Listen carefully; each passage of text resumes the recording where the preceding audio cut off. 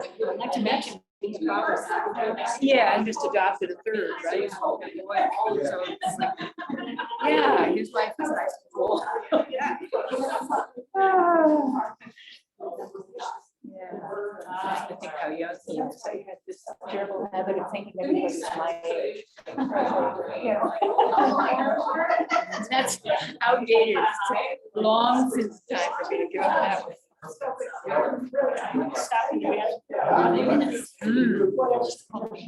sure.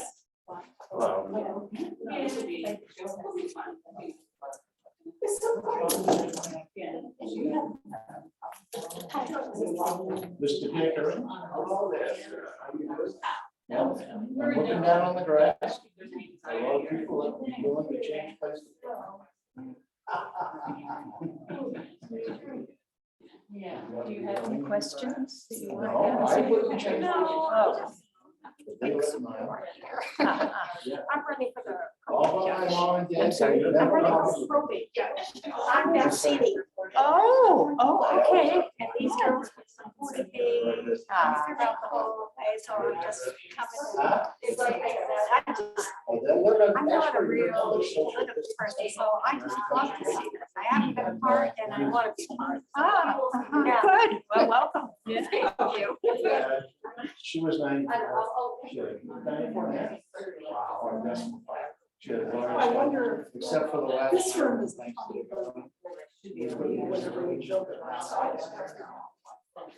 It seemed like it was working. Last year. I'll do that.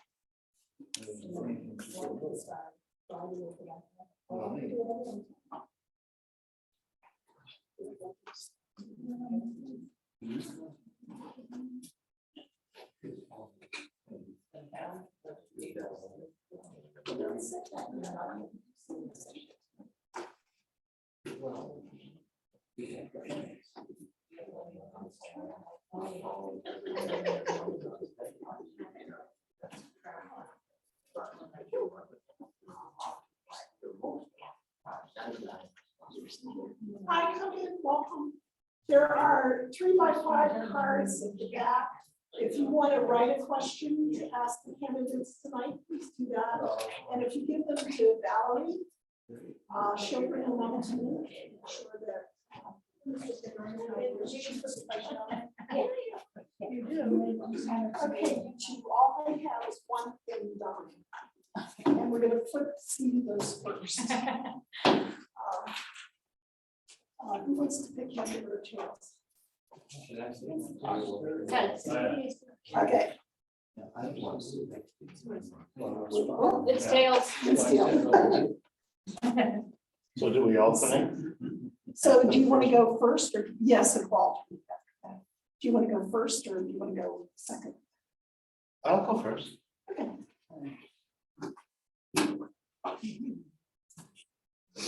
Still have 3 more minutes, guys. Yeah. But I didn't lose that. Oh, you're fit, bro.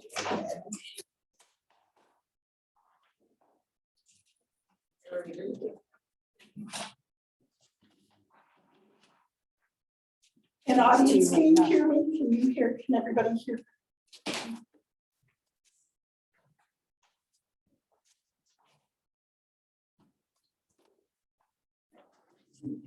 Yeah, say again, Mark. Can you hear? Yeah, a little closer to the mic. So we need to. That's good. Okay. Okay, candidates, you're going to need to lean into the mic so that it gets picked up by the sound.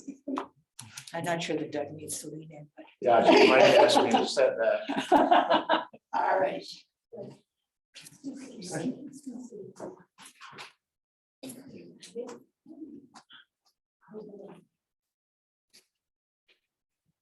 So my name is Barbara McDade and I'm with the League of Women Voters of Maine, the Bangor area. There's a national league, a state league, and the local league. But it's the Bangor League that is sponsoring this, but we have help tonight from the state league, who's putting it on the league's social media and on Zoom tonight. The league is a nonpartisan nonprofit organization that does not oppose or support any candidate or political party. And membership is open to anyone 16 years old or older. I always like to say the league does three things. The first is voter education. We are very concerned about having an educated voting public. And we have voter guides. We have 411, which is an online guide to candidates. We do voter registration. We go to naturalization ceremonies and make sure that new citizens know how to register to vote. And so we really want to get, we want voters to know who they're voting for, what they're voting for, whether it's an issue or a candidate.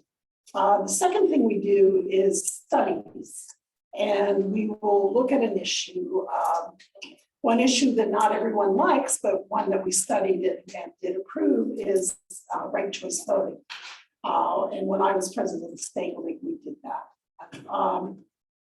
And I happen to think it's a very good thing, but I know that people think that it's somewhat confusing. Again, the league is happy to explain to people how that works and what it is. It's just a real time making sure that the winning candidate has over 50% of the electorate behind them. And the third thing we do is once we do a study and come to a consensus, we don't have a majority rule. We really have to take our membership and come to a consensus. When we reach a consensus, then we advocate for it on whatever level it is. I'm also delighted that we have our sponsors, our other sponsors tonight, the Bangor Public Library, who's letting us use their room and equipment, and I will say this right tonight, Unitarian Universal Society of Maine Social Justice Committee. Yay. And Valerie is here representing them. And Suzanne is coming. Oh, good. And Suzanne Kelly will be here also.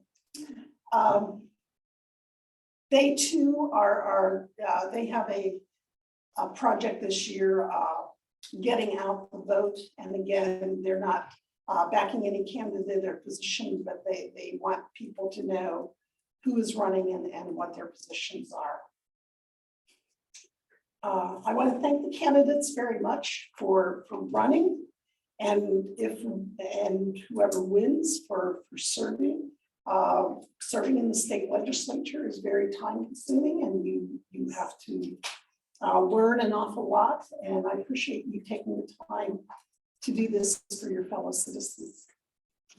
My thanks also to our volunteers. Nancy Ogle is our timer. And, we have 3 minutes for opening statements and 2 minutes for each question from the audience and the advanced question. And we introduced Valerie Carter and Wayne Servant, who's here from the state league. All questions must be written. Thank you. And I will get to as many as I can throughout the evening. Are there any questions from the audience or the candidates?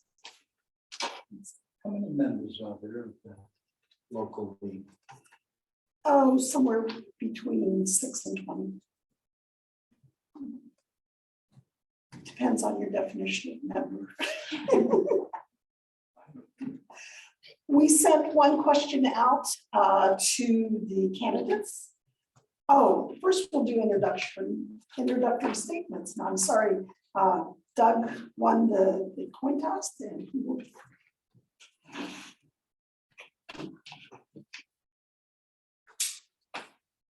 Well, thank you, Ms. McDade. I appreciate the effort and the work you put into putting this together.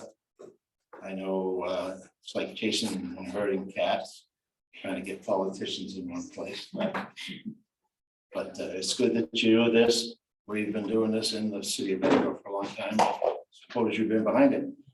It's good to know that we've come here, and I have now found out who is responsible party for the voting mess that we seem to have in our system. However, that's what the people say, and that's what the people speak, and that's where we are with it. But I am so proud to be here, and I'm so proud of the state of Maine. I've lived here a long time, except for my military service. I've lived there more than 75 years. So I've seen a lot. And I'm proud of the state of Maine. Maine is spoken of very favorably by almost everybody I know in the world. And I've been almost every place there is to go in the world. I've lived and worked in Bangor for many years. I attended the University of Maine up in Orono and got my undergraduate degree there. And then I attended Auburn University, Montgomery, got a master's degree there. And two different worlds, even in education, two different slants. In the state of Maine, we barely talk about such things as a civil war. And in Alabama, everybody knows every battle that was fought in that backyard, who the generals were and how it turned out. It's a strange new world when you go deep south. Not worse, but different. Served in the military, 6 years in the Army National Guard and the Army, and 29 years in the Air Force. Got tired of walking to war. Of those 29 and 6, 17 years and 3 months were active duty. And worked for many commanders, both good and bad. I myself was a commander for many years.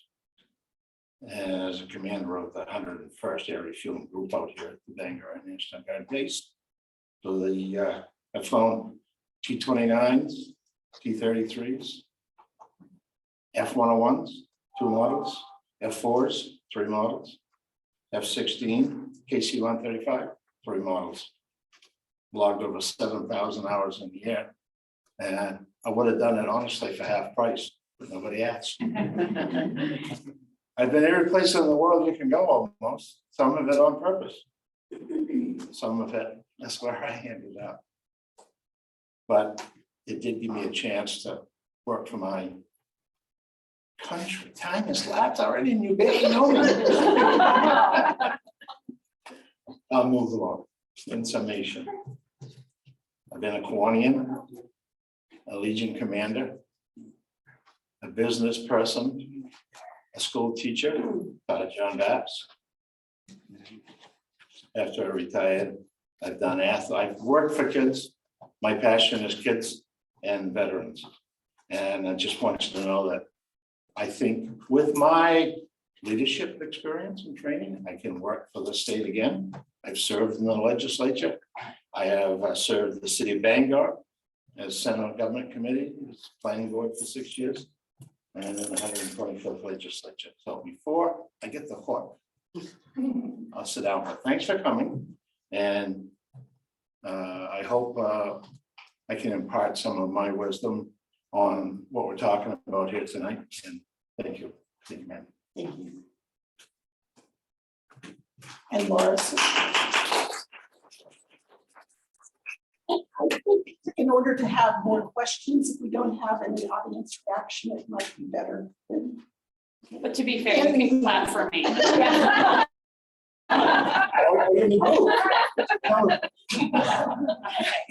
Hi.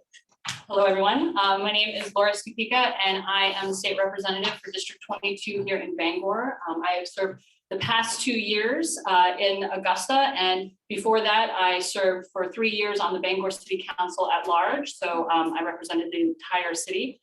And in my 5 years in service, I have found that the moments of great change that happen are when we all come together as a community and work together.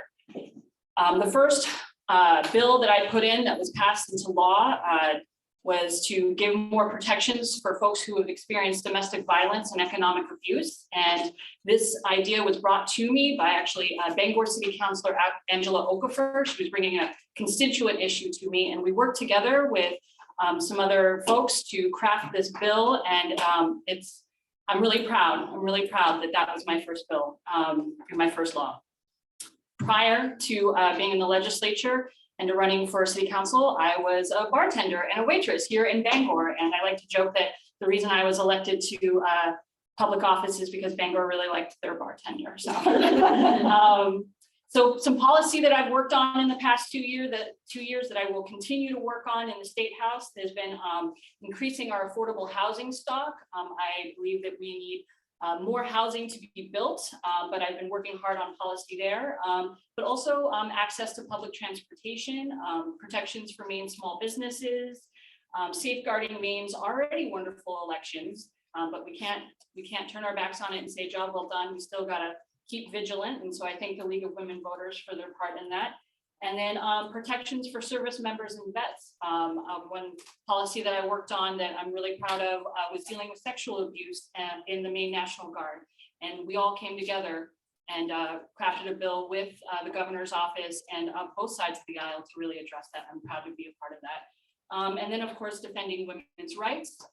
So I'm happy to answer any questions today. I believe transparency is really important in an elected official. And so I want to thank Mr. Damon and also Ms. McDade for their time and all of you for showing up. So thank you.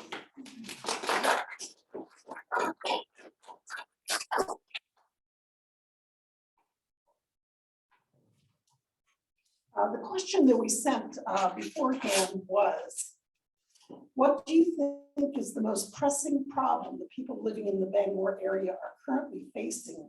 And what can the state do to help? And Laura will start.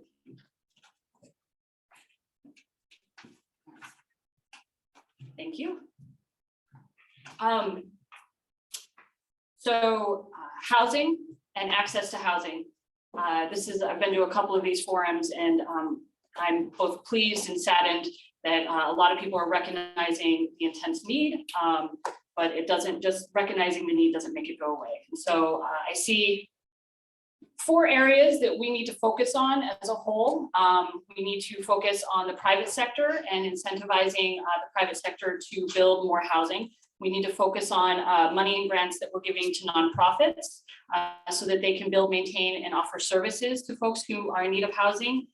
There's ways that the city and the state can examine their regulations and standardize them across the board and offer more incentives for folks to develop, but also homeowners and local property owners, allowing them to expand and build accessory dwelling units, which we've taken a step forward in that direction already. I think the state really needs to start to step up and advocate for different rules and regulations on a federal level. There's a lot of discriminatory regulations that HUD has in place that keeps people from accessing affordable housing. And we need to invest in more sober living, supportive housing for women and children with wraparound services that include childcare and substance use disorder treatment. There's all kinds of ways that we can approach this in a holistic way. And really, I think we need to start investing in that. So thank you.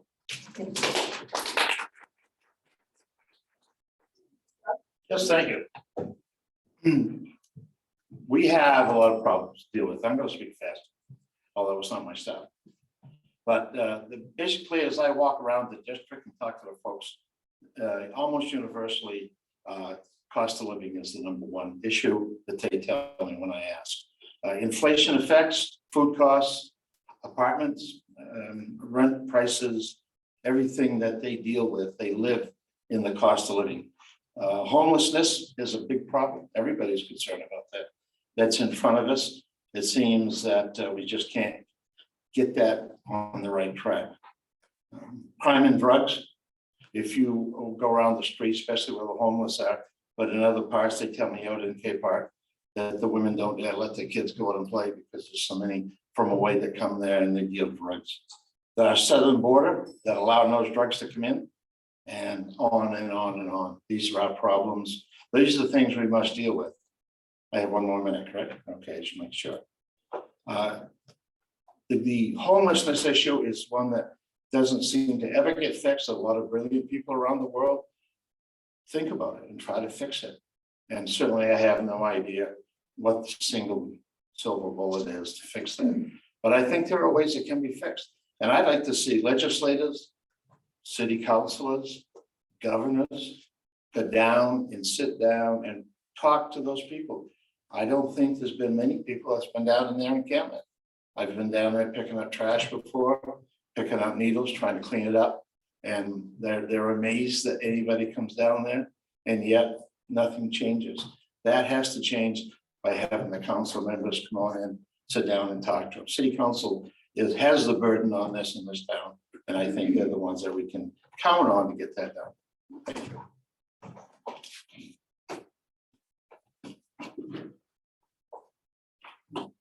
Doug, you'll get the first chance to answer this question.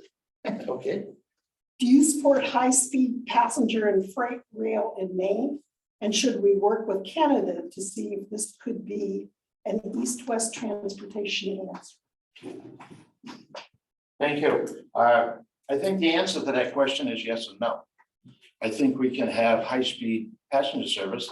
There is a need for the Quebec, our neighbors to the north, that want to come down into central Maine, down to the coast. I can't see freight traveling. There's only the major stops that it would have, Portland, Brunswick, Bangor. I don't think it would go to my town where I came from, Dennisville. Probably wouldn't get there. Likely wouldn't get to Edmonds. It is a costly occurrence. It would be marginal. It doesn't have the flexibility that trucking has. I personally think trucking does a great job. And so therefore, I think yes for passengers. I'm not a fan of it. I could be convinced if I'd like to go to the work committees and see how it would be beneficial for the state of Maine. Our problem is not getting it to the state of Maine once it's off the ships. Our problem is getting it off the ships as I see it. So we'll see where that goes, and we'll leave it at that. Thank you.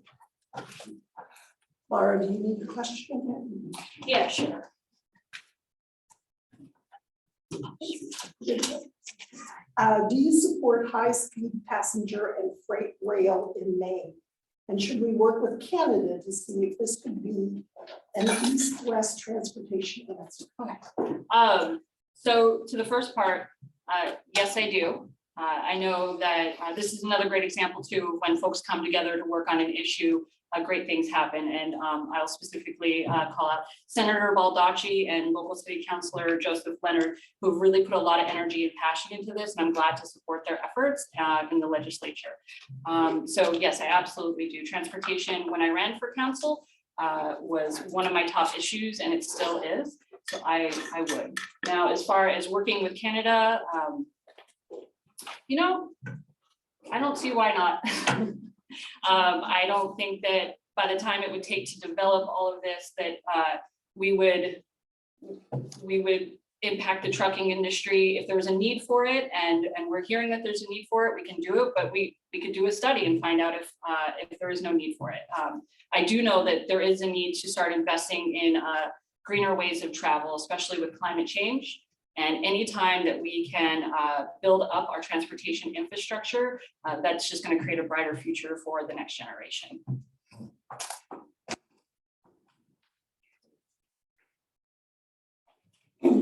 So Laura, we'll start with you on this question first. What committee would you like to serve on in the legislature, and why?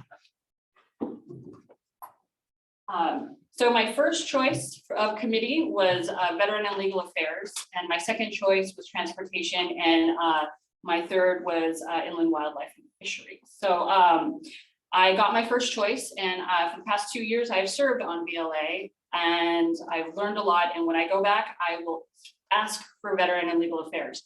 I will also ask again for Transportation. So those are the two committees that I would love to be able to serve on. Eventually, I'd love to chair Appropriations, but I don't know if that will happen. But it doesn't hurt to ask. Doug? Yes, thank you. Chair Appropriation. I know, I know, it's a joke. Oh, okay. Yeah. Makes more sense. Yeah. I used to serve on VLA, believe it or not, and I loved it because I wanted to take care of veterans. However, one of the things I found out in serving there is it's about running the state of Maine. If you want to make the state work, VLA is where you need to be in large measure. It isn't the finances of it. It's not the fishing game of the inlands, but it is about how we're gonna run the state of Maine in many ways. I like VLA, I like the people that are there, both sides of the table was always Maine first. And so it didn't matter if you're a Republican or a Democrat, it was about how we're gonna help and fix the state of Maine. When I was there, it was about the casino and how we could make the casino work for us, clean up Lower Main Street, make Bangor a better place. And I think it has done that, hundreds of jobs that are down there, and all that was regulated by and through the Veterans and Legal Affairs. And as a veteran, nothing made me prouder than to work with that entity. So that's where I was, and that's where I would like to be again. We'll see what happens. Thank you. Thank you. And Doug, we'll start with you. No, nice. What do you think of the parental bill of rights? I'm all for it. My goodness, where has this been? Why do we not have it now? Who can take care of my kids better than I can? Better than I did. The parental bill of rights brings that parents' reasoning to the fight, as we term it in the military. They need to be in there. They need to be approving, and they need to be reviewing, talking to the legislators, talking to the city councilors, talking to the educators, and they must be ready, and they must be an integral part. There's no more important job than being an educator. And if I, as a parent, can help the education level that my child receives, US is not the #1 in the world. We have a long ways to go. And the last 2 years, because of this COVID, tests are showing in the Bangor Daily News today that we are falling further behind from not being there and fighting and keeping it online. Education, it must be rigorous, and it must be constant, and it must be viable. So yes, parents' bill of rights, go. All right. So I have to say, in my time of knocking doors and talking to constituents, I haven't really heard from folks about the parental bill of rights, and it hasn't been at the forefront of any sort of issue that people in the community have had. But that's not to say it doesn't exist. So I would like to learn more from my constituents on their feelings on that. So feel free to give me an email, send me any information. But when it comes to our educational system, this is something that I believe we need to be looking at the educators in conjunction with the parents, listening to the teachers, listening to the teachers' unions, and really making sure we're developing a system that works for everybody. So I would have to know more about the parental bill of rights before I could give you, more information on it. But I haven't really heard too much about it. I'm hesitant to jump gung ho into something that would disrupt the educational system that we have right now that we're already struggling with, and I wouldn't want to do any harm. So.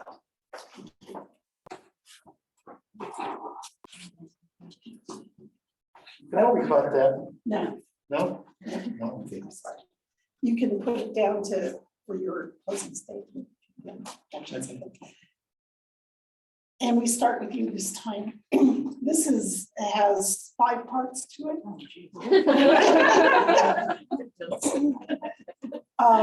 There is a debate about dirty money in campaigns. How would you finance? How are you financing your campaign? How much money did you raise? How did you spend your money? Did you spend it in Maine? First $15K for a House and $65K for Senate. Is that too much clean discretionary spending? Can you leave that up there? I will do that. All right. So question 1, I am a clean elections candidate. As my second time around as a clean elections candidate, I did not raise as much money as I did the first time. This year, I think I got $200 to $300 in seed money, and I got the $65 contributions from constituents. I haven't spent a lot of it because the bulk of what folks spend their money on are signs. And as I like to say, signs don't vote. In a way, they're just kind of litter. So I I did not buy a lot of signs this year. I just used the signs that I had from last time, and if I need to buy signs again, I will, but I'm fine with that. I've been spending my money on a few mailers to do outreach. I plan on spending money on a few ads here and there, but mostly, did I spend it in Maine as much as I could? In fact, thinking about it, I did use a local print shop. I have used a local design person. As much as I can spend these things locally, I do. And then is it too much? I'll tell you, the first time I ran, the amount of money for the House candidate was good. It was a good amount of money, and I'm supportive of us having this program. I think that it opens opportunities for what you would call a non-traditional candidate, or folks, working class folks. Now they can dip their toe into this and engage with their democracy. I am a supporter of the Maine clean elections.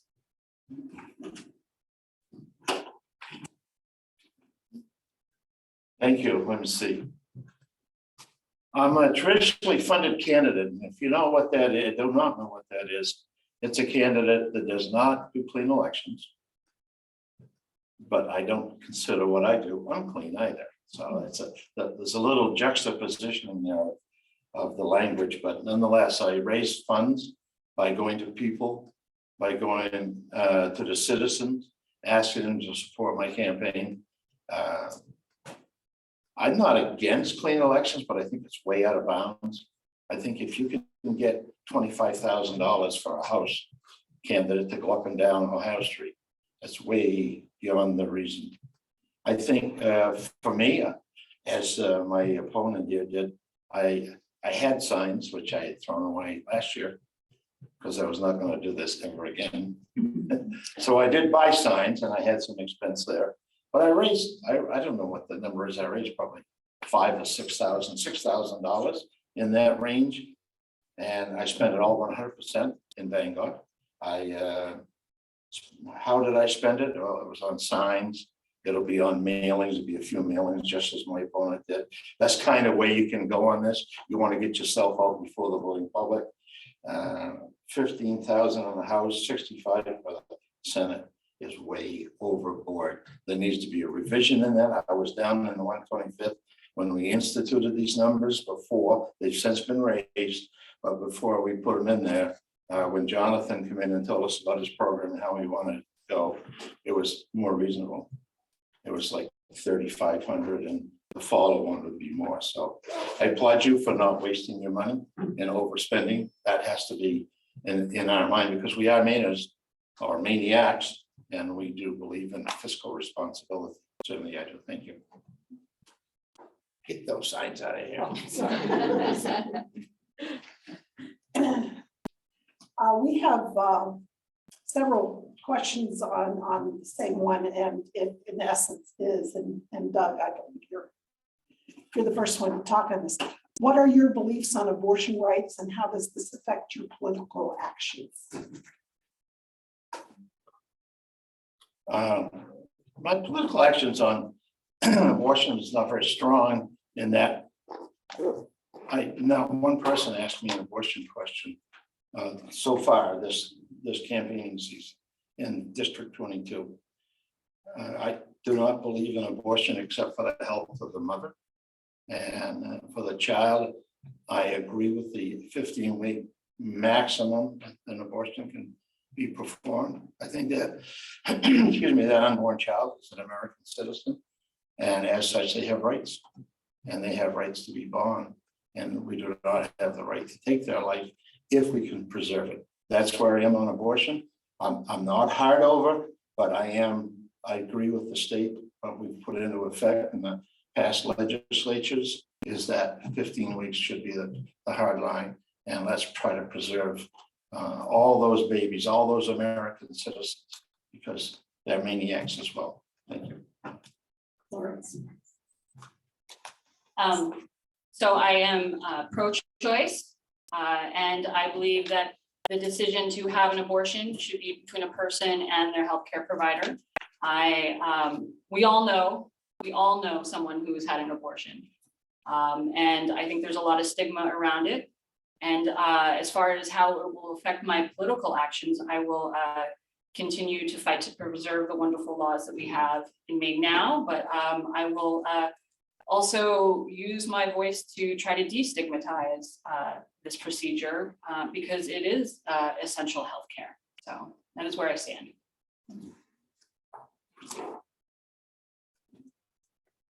And Laura, we'll start with you on this one. What will you do about the drug problem? What can the state legislature do about the drug problem? What will I do? No. That's what the question actually said. Yeah, I know.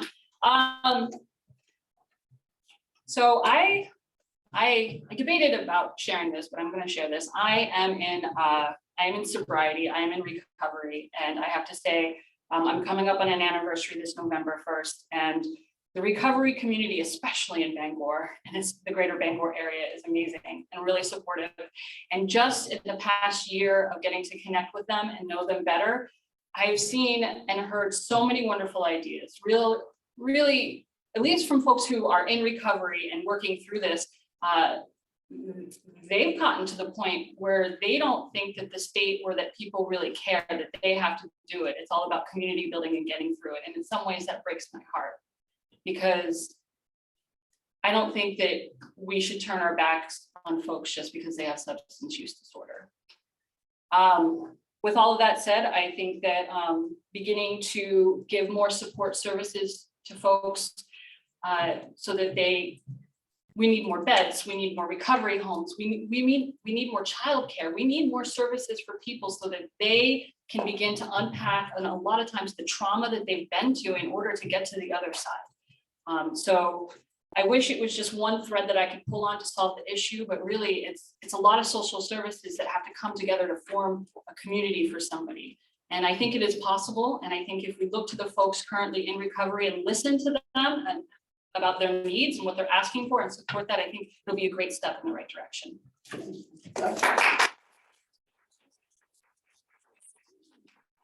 Congratulations on this, right? Thank you. That's right. The drug problem is, man, is an elephant in the room. Everybody tries to fix the problem. I don't know how to do it. However, there's some things that I would do. I would want our voices in the legislature to be stronger and better heard in Washington, because that stuff is all moving our way. I have traveled extensively throughout the United States, and in our American cities, it is shameful where we have gone. It's coming across the southern border. I lay it on to part of that with closing that border, stopping China from sending that poisons our way. I have been blessed. My family has not been caught up in it, but I know people that have. I know people that have lost their life. I know about kids in this city that have grown up with my voice that have lost their lives. I know about service members. It has ruined them. It has killed them. All of these things take place because of this drug problem. A lot of smart people think about it. I would treat it just as I was mentioning earlier about the homeless problem. I think we have to sit down with those that use drugs. I used to be a smoker years ago. I was addicted to cigarettes. It had to happen one step at a time, and it had to come from within. We need to sit down and help those people, talk to them, counsel them, and we need to bring God into that life, because religion works when it comes to abstinence. It is a crutch that we need, and I hope we use it. Our communities want us to stay away from it, but I don't. I've been briefed recently that the drug problem is specific to some people. They have a stronger urge. I know I had relatives in my past that have had alcohol problems, and it's been a problem for them. They had this addictive attitude. So how do we fix it? I don't know, but man, if I'm elected, please give me input. I'll fight for it. Don't go far away. You got to do it. All right, good. What can be done to help service centers like Bangor be able to continue to provide services when taxes are lower in neighboring towns not providing all these services? Well, thank you. Well, firstly, I don't think Bangor should be a service center. I think Bangor is a city. The city is owned by the residents. They pay the bills, they pay to run the city. I think if we have our people within our city, that we need to take care of them and do it in the right and proper way. I know that we will have people coming to our city, but we are a magnet and the state throws us a few bucks. When I was in the 125th, I went to the Republican caucus and says, I need you folks to stand up and welcome these transient folks into your towns and cities. They laughed. They said, we don't want that. We like it in Bangor. You take all of these folks to Bangor. And so here we are in Bangor. It's not good on the street at night sometime. I know I've talked to people all around the city where folks come through their dooryards. They take their kids' toys, they do whatever they want to do. We have them parked in the woods down here along the Cascade Stream. That is the probably worst half mile I've seen in a long time. It's got to be fixed, but it has to be worked on. That's what fixes it. And I think this designation we have that brings people to us where they get extra money is causing our residents to carry that burden, and I'm against it. Thank you.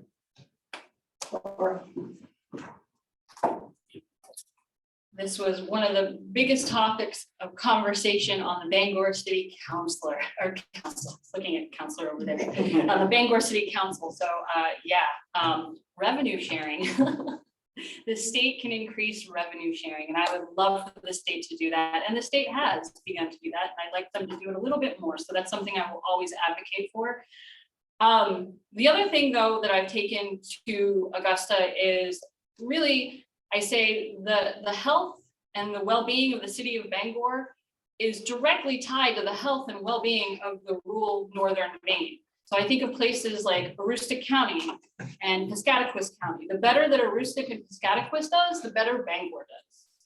So investing in services outside of our center, making sure that there's adequate housing, adequate transportation, adequate sober living, the list could go on. Better services outside for people to access. They don't come here to fall through the cracks, because I actually am proud that we're a service center.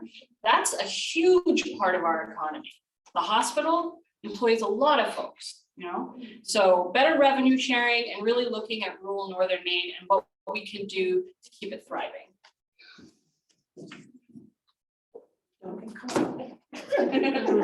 Sorry. These are two questions that I'm putting together, although I've lost them. We won't do that one yet. Let's skip that until I can get the other one that I lost. Laura, two parties often act like warring tribes. Senator Charles Schumer wrote an op-ed in the New York Times that said, "Save America, end partisan primaries." Will you propose legislation to end Maine's partisan primaries and replace it with true open public primaries where the parties participate but don't control publicly funded elections? I had a feeling this question was going to come. And I actually, for the past week, I've been reflecting on it because I know you're not supposed to say as a politician that you have regret, but I feel like if you don't have regrets, then you're not looking at your actions, you're not moving forward. And in my first 2 years, this was an issue that I did not understand as well as others. And I have to be honest, there's still a lot that I need to learn about, but I will absolutely support open primaries because I do believe we need a diverse group of voices and diverse group of ideas running for office. So yes, I would support it. Now, would I be the person who should submit the legislation? That's the caveat in the question. I'm not, I wouldn't say I'm educated enough to submit that, but that is something that I will look into. And if there's legislation before me, I will examine it, but I do lean towards supporting open primaries. Thank you. Wow, open primaries is a small question, but the devil is in the details. And as Lara just alluded to it, how do we do this? Who would do it? Veterans and Legal Affairs would probably get that problem to work on, to put it together some sort of an umbrella group that would write this up and how we would get it done. If we could keep foreign money, out-of-state money, black money out of it, man, it would just be the best there is. We need open primaries. We have Greens and we have other unenrolled that have no place to go when they want to express themselves in a primary. We block them out, and it's not right. And we can do this. We should do it. I certainly would work towards it, even if it wasn't a good idea as it's implemented. You got to have generation one before you can get to generation two. So I would like to see that happen. Let's have open primaries. Let's make that a demand that we go down that road, that we clean up our elections, that we get rid of having candidates having $25,000 or $30,000 to pepper signs all over our city, to bug our people with phone calls, to send them messages and emails and printouts every day. Some of us in the room make a nice living from that. That's still not what elections are about. Our elections are about how we're going to rule our country, how we're going to rule our state, how we're going to rule our cities and towns. So yes, let's have open primaries. Thank you.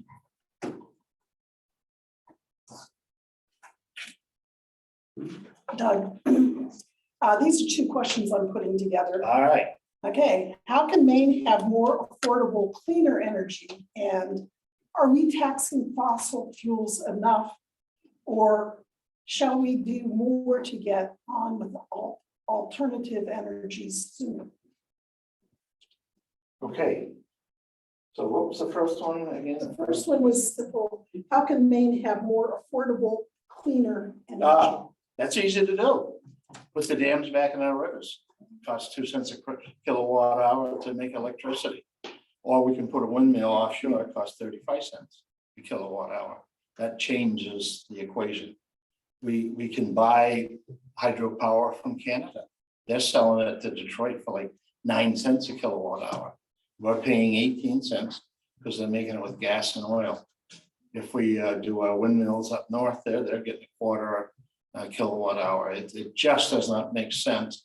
However, I also believe you can't get to generation two of renewable energy until we have generation one and we fix its faults. Its faults are what it costs us to do. We can't transmit it because our infrastructure is not broken. They can melt the wires. They have to turn them off. And then, of course, when they go to the New England power grid with all this power, the grid only buys a certain amount. It probably buys mostly the minimum because of the expense. Thank you. It's going up. Many people have been complaining to me as I walk around this city. People complain about the cost of electricity. What's happened to it? Some have complained it's gone up $100 a month. That's ridiculous. Come on, these people can barely get by as it is. I wonder how we're going to be able to help them get through, get oil and everything this winter. We gotta do it. Part two, I'm sorry, I was a little long. Okay, part two was, are we taxing fossil fuels enough? Or should we be doing more to get on with alternative energies sooner? Well, I'm not sure if we're taxing fossil fuels enough, because we do need that tax money to pay for the green energy that we're purporting to be making out there. We have to have some of everything. I think one thing we should do is take away this 100 megawatt restriction that says if you're making energy and you're making more than 100 megawatts, then it's not considered green, it's brown, and we can't import it in the state of Maine. That was a law that came in when Angus King was governor, and I think it should be removed. We've outlived it. We got more people, we have more industry, we have more needs, and we got to do that. We got to lower power. People have to have power. They can't be cold this winter. They can't be sitting in the dark. We have to turn our attention to the needs of the people, not the needs of the power brokers. Do we need to tax more? I'd have to see what the numbers are. Not being in the legislature, not being in committees, I don't know what those numbers are, but I think we probably can do very well just as we are if we make some changes.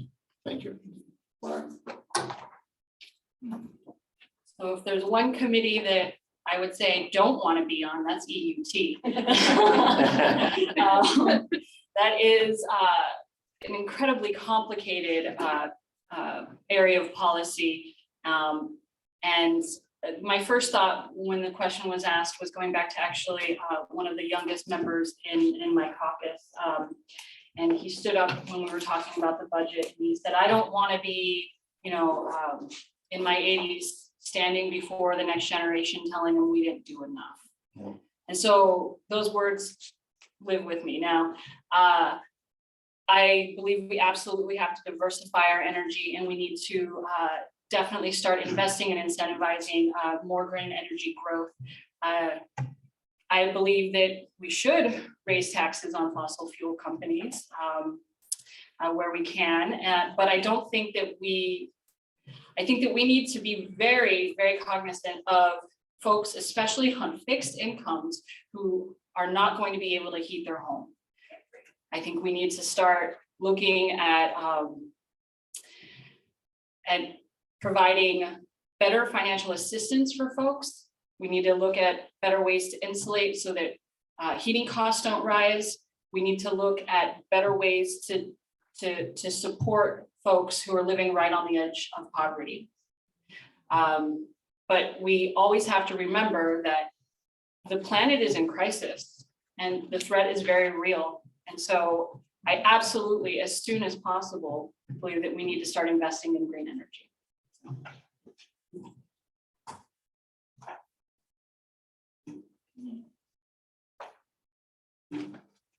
Laura, there is a federal law called the Institute of Medical Diseases, the IMD exclusion. It discriminates against medical necessities simply because of the type of disease, for example, mental illness. Maine could seek a waiver to this law, but has sadly not done so. If elected, will you demand to know why and sponsor legislation to end the pain and death caused by this law?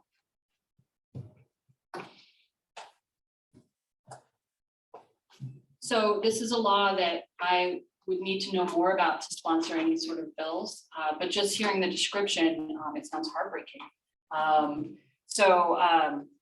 It's a long question. Can I, may I? All right.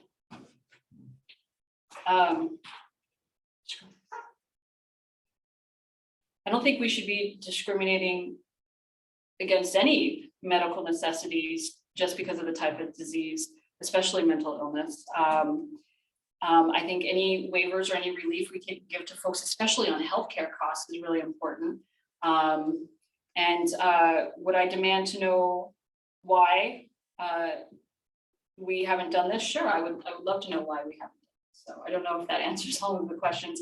I'm always hesitant to talk and on something that I haven't studied too much on, but I can tell you right now that I'm a huge believer that healthcare and access to healthcare really can make or break a person's life. So any way that we can give more healthcare to folks, I will always support. So.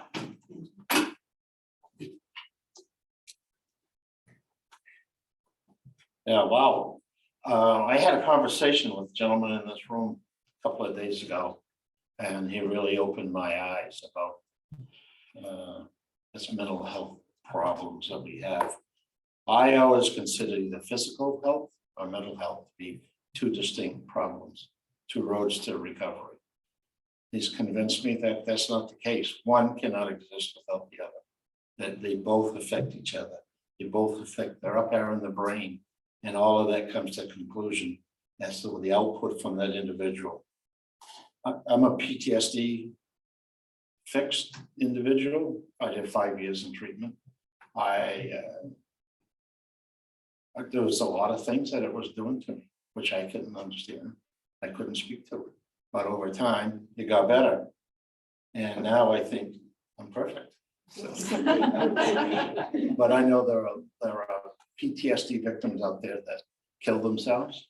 We lose, as a veteran, we lose 22 of our mates every single day. You can't tell me that's the right to let that happen. We have to work on this. And I think we have to look at the mental health problem differently. I think we have to, I hate to use the word holistic again, because it's been used twice here tonight, but that brain all things happen to us in that brain, and that shapes how we spew out. I guess we gotta fix it. We have to get better at it, and we have to do it differently.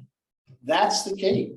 We've been doing this since we could read, and we haven't fixed it, so now let's do it differently. Let's talk to people that have lived with these, thank you, these mental and physical problems, what they do.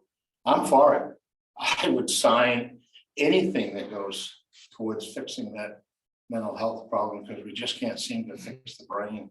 As I said, I'm a recipient of that, so yes, let's do it. Thank you.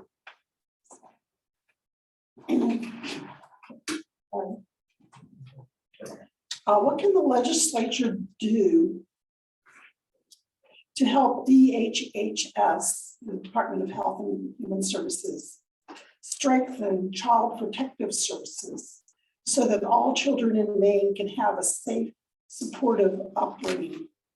And what do you do? How do you balance that with parental rights? Man, this is a tough problem. I had a brother that wanted to adopt his wife's grandson. And after 5 years, they got it done. And this kid kept going from one bed situation to another. And they would do anything but put him with his grandmother and my brother to enhance his life. Eventually, they did that, and he lived with them for about 5 years until he got killed, because he was lost in the system, and he could not understand that people weren't out to get him. That's where that goes. Parents aren't necessarily the answer, but they should be brought in on the counseling and the treatment, because they too need help with all of that. I would be in favor of that. I would like to work with that. I know DHHS, they want the best results they can get, but I don't know if they know what that is. I don't. I know people that have struggled and gotten better, some have not. So let's look at, again, let's look at the problem. Let's talk about the problem. Let's be innovative and creative in how we change things to make it better. DHHS has a bad name, some of it for a good reason. Some of it needs to be accepted what it is. It's tough, but I don't know what the answer is beyond that. Thank you. All right. So, well, how many years now? 12 years, over 12 years now. DHHS really got gutted. So a lot of funding was pulled from DHHS, and they're just starting to try to rebuild from that in the past 4 years. So I would support DHHS by creating more positions. There is incredible burnout there. At the bar I worked at, there was a young man who was going to college. He graduated, and I remember I was a little annoyed, but I remember he was like, I'm gonna go get my grown-up job now, like as if waiting tables wasn't a grown-up job. But I saw him after many years, and he was back working in kitchens, and I said, what happened? He was like, it's horrible. There's so much trauma that you have to deal with when working in DHHS that burnout just happens so fast. So we need to pay better. We need to hire more folks. We need to support those folks, you know, as best as we can, and we need to invest in that with our money. So that is how I would support DHHS. One thing I would also look at is Long Creek and the amount of money that we spend on Long Creek to incarcerate an undefinable number of children. We never get straight answers on what's going on there. But that's a large sum of money that we can put into services to help parents, to help DHHS, to help the children. So those would be, that's what I would do.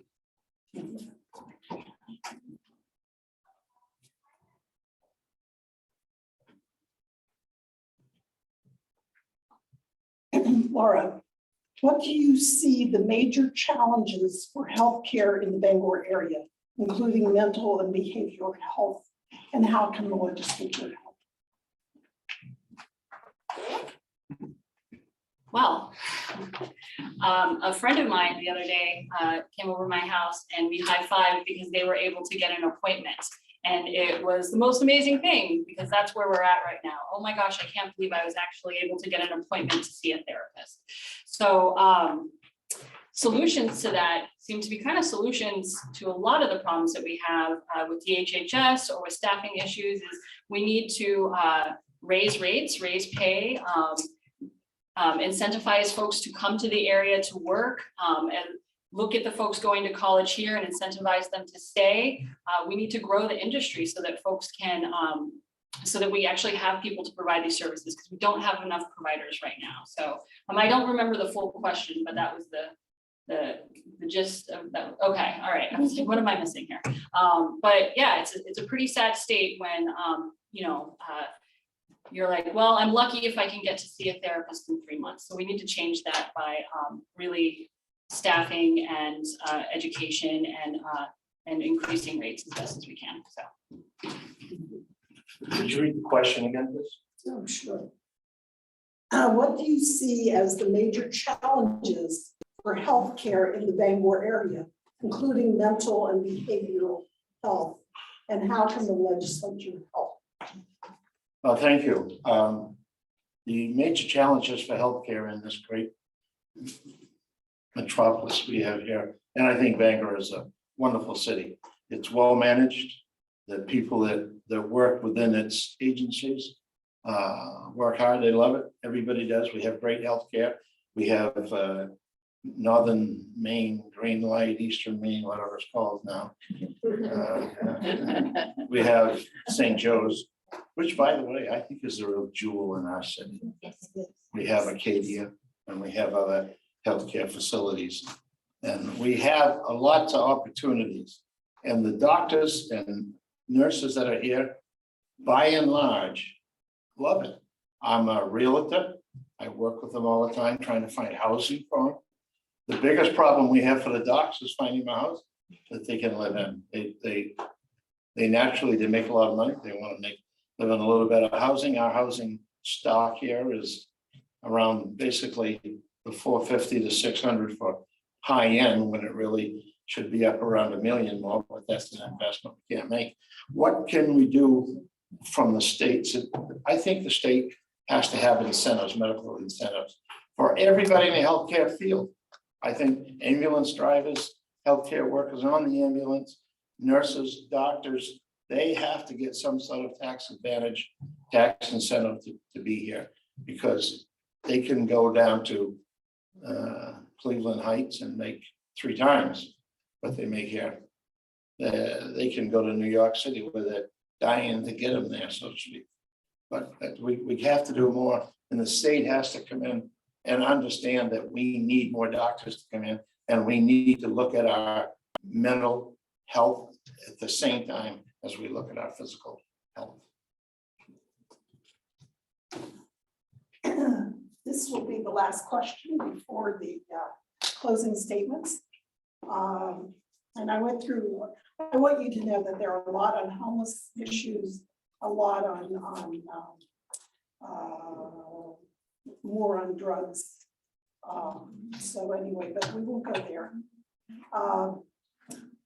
Doug, what business sector would you like to attract to Maine?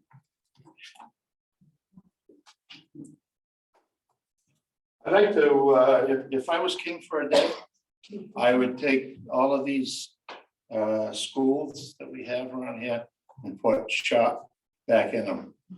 Kids have no knowledge of how to fix a sticking drawer. My boys have both graduated in masters and are highly successful. And every time I go to visit them, I got a sheet full of things. The closet light doesn't work. You know, there's dripping faucet in the downstairs bath, whatever it is.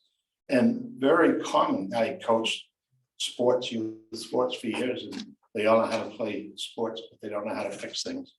I think we need to start with that, and we must give that part of our society due support, because we all need them. You know, the old joke about the doctor's wife that calls the plumber and there was a gas at the bill. How could he charge so much money for such a small problem? He goes, I know what you mean, lady. When I was the doctor, I was aghast at that too. because you try as a realtor, we're always looking for vendors that can pound nails, do plumbing, do electrical, do sheeting, do roofing. They're just not out there that are available. Everybody's got a 3-month wait list. It is tough. And I think that would help our society. That would help our people, that you don't have to go to a liberal arts institution to be a good citizen in the state of Maine. You just have to care about the people. And that's what I would like to see us do. Fix that problem. So I think the question is really interesting. It's like, what industry would I bring? The first thing I thought of, like, well, I would rather focus on the infrastructure so that industry can come, because our infrastructure is really broken. We want industry to come here, any sort of industry. We need better broadband. We need better internet. We need better roads. We need better public transportation. There's a whole host of reasons why we don't attract enough industry here, and it really has to do with our infrastructure. So I want to focus on solving those problems so that industry will come, solving those problems so that young people who do go to either EMCC or to UMaine for liberal arts or whatever degree they pursue, choose to stay and work in those industries. So I think we really need to turn our attention to our infrastructure first before we can start. I mean, we have a lot of wonderful industry here already. I have 1 minute and I'm like, should I just rattle off all the wonderful industry that we have? Sure, why not? No. But you know, in the past 2 years that I've been in the legislature, I've really, you know, and also waiting tables where I wait at a farm to table restaurant. We have this wonderful small family farm industry that I've only in recent years started learning about, you know, so there is industry already here. We just need to support them, and they're in amazing places too. You're always going to be surprised. You're like, oh, I didn't know that was a, you know, that was a thing. It's not just corporate farming in Aroostook County, but I'm looking to my husband, sorry. He's from the, so, yeah, so we need to focus on our infrastructure before we can start and supporting the industry that's already here. All right, audience, this is their final statements, and you may applaud afterwards. And Laura will stay. I actually did not prepare. Usually I prepare a statement and nervously read it, and I have a lot of anxiety, but I decided I would just speak from the heart. And I was thinking, what would I say at the end of tonight? And in a way, it's more of a plea or an ask of the audience. And that is to, I know everybody here votes, but in Maine, we have wonderful, robust voting laws. But the serious threat is folks thinking that their vote doesn't matter. And that's something that I hear often at doors. Why should I vote? It doesn't matter. It's not going to do anything. So my closing statement will be a thank you to the Honorable Damon for running, because I know it is hard, and to your family for supporting you through it. The thank you for the League of Women Voters for the work that they do, but for all of us in this room to really start to do some more outreach to our friends and neighbors and start dragging folks to the polls, registering to them to vote. I tell folks, please just vote. You don't got to vote for me, but please just vote. And then I hand them a voter registration card. So there's a lot of work that we need to do to empower people to engage in their given democracy rights. And so that is my closing statement. So please have a good evening.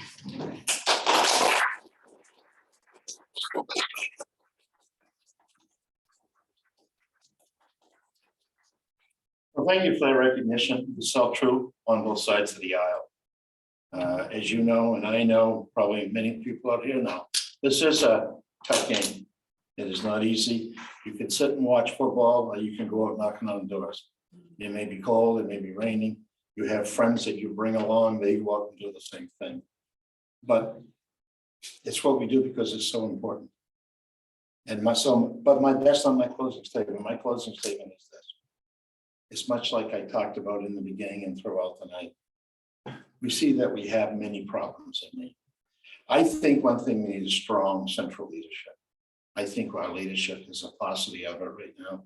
And I think it's not doing all the things. They're so weighted down with meetings and paperwork and doing the niggly little things when they could be doing big things. We have a great city council, and I know there's one of them here, but I haven't seen them down on the Candesca Avenue picking up needles. That's important. How else can you know the problem unless you're down there with them? I'd like to see that happen. I'd like to see us do something about getting the cost of food down. The city can do something. I don't know what it would be. I'm not a city councilor, but they're smart and they know what's going on. I'd like to see us do something about low performing schools. I think not to close them, but to get them going. As leadership, we can get those guys and gals out there a better quality education. You don't have to go to private school. Crime and drugs have got to be fixed. You got to fix them by looking at them and talking to them and working on it a piece at a time. That's there. Our southern border, make our voices heard in Washington. We want that southern border closed. I don't want those fentanyl pills coming across that border. The people can come in some ways, but they don't have to bring drugs and give it to our kids and make it look like candy. Do something about it. The homeless problem cannot be solved by one act. It has to be worked on. We must meet the folks, change things. Legislators, councilors, doctors, everybody, get down there and talk to the people. That's what needs to be done. And I thank you all for coming here, for tolerating us. I'm knocking on people's doors all the time. They're trying to watch a show or a football game or whatever it is. We have meetings where we're dragging people out. It was comfortable, it was warm, but now I'm wet. That's our system, but it is so important. And you know that. You're right in the middle of it. So am I. We have to get out there and get this done because it's the needs of the people. And it's our great country. Let's save it. Thank you.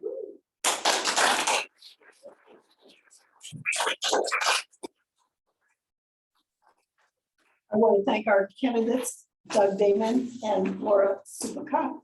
Please, as was said by both of our candidates, get out and vote November 8th, or vote early, or get an absentee ballot.